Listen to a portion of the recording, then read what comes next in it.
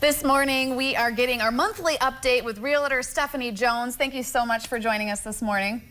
Always good to see you. Happy to be here. I know you are. Great start to the week. You're great sunshine in our studios in the morning. So this morning we're talking about the pre-approval process, and there's sometimes a bit of debate around this.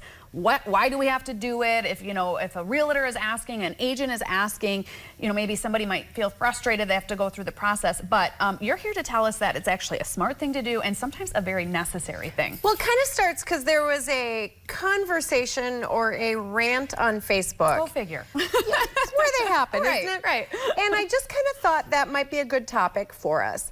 And I wanted to approach it from two ways. One is, why do realtors ask? And realtors ask because, one, we put ourselves in a precarious position. And I think you would be amazed to hear nationally how many realtors are killed doing our job. What do you think the number is? Oh my gosh, I don't even know. I'm sure it's way higher than I could ever imagine. 60 agents a year are killed doing our job. That's terrifying. It is. So we ask because we put ourselves in a position where we are showing a house to someone we don't know, and we have no ability to protect ourselves. Yeah. Now, a lot of people talk about maintaining safety, and that's a whole nother discussion. But the safest thing we can do is make sure that someone is pre-approved, they are who they say they are.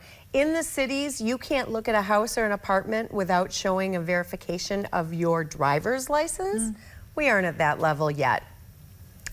But then why does it matter to the seller? Yeah, I was just going to ask you that question. To the seller, imagine you're selling your house. You have to be at work at 8 a.m. You get the kids off to school, you clean up from the breakfast dishes. You get the dogs loaded in the car to take them to Doggy Daycare. Luckily, we have Doggy Daycare.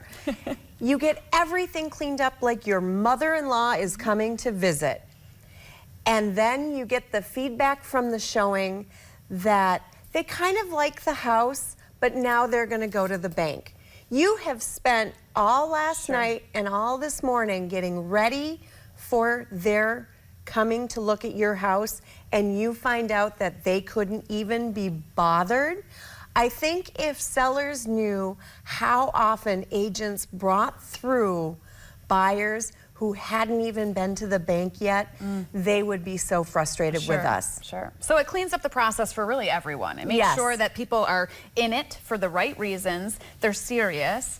And okay, quickly, where does somebody, how do you start the pre-approval process? In 20 seconds or less. You go to the bank. Sure. And if you haven't gone to the bank, talk to your agent. And get to where you need to go, get that paperwork filled out. We can guide you through. All right, streamline the process. Thank you so much for joining us this morning, and we'll see you next month for more good tips. Start your Monday with a smile.